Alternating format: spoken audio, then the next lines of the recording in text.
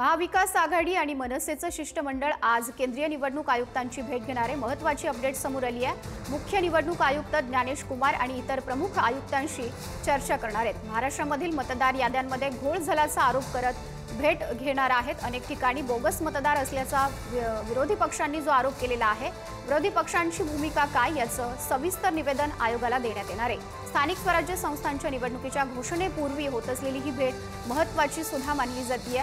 विरोधकांचं शिष्टमंडळ आज केंद्रीय निवडणूक आयुक्तांना भेटणार आहे।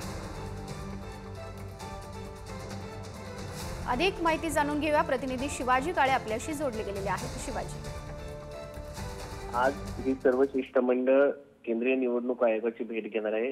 ही विशेष बाब म्हणजे फक्त ज्ञानेश कुमार हे मुख्य निवडणूक आयुक्त नाही, तर इतर 2 आयुक्त देखील असणार आहे।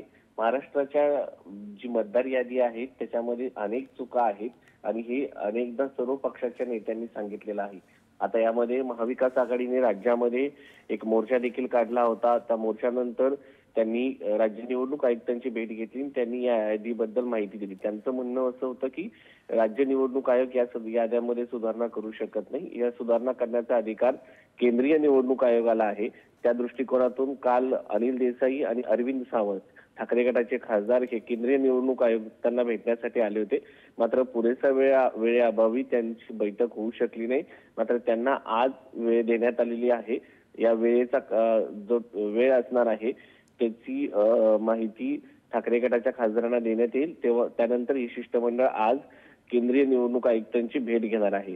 या भेटीनंतर या याद्यांमध्ये सुधारणा झाली नाही तर ठाकरे गटानं सर्वोच्च न्यायालयात जाण्याचा इशारा देखील दिलेला आहे।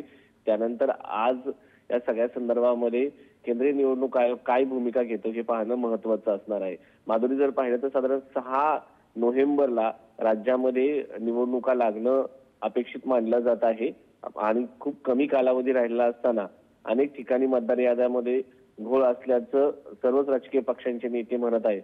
त्यामुळे आता निवडणुका तोंडावर असताना या अगोदर देखील साधारण 3 ते 4 वर्षापासून महाराष्ट्रामध्ये अनेक ठिकाणी प्रशासकीय नियुक्त करण्यात आलेले आहे स्थानिक स्वराज्य संस्थांच्या कारभारासाठी। तर या सगळ्या पार्श्वभूमीवरती ही निवडणूक पुढे ढकलते की यामध्ये आहे याच याद्यावरती निवडणूक होते, हे माधुरी पाहणं महत्त्वाचं असणार आहे। धन्यवाद आपण दिलेल्या या सर्व अपडेट्ससाठी।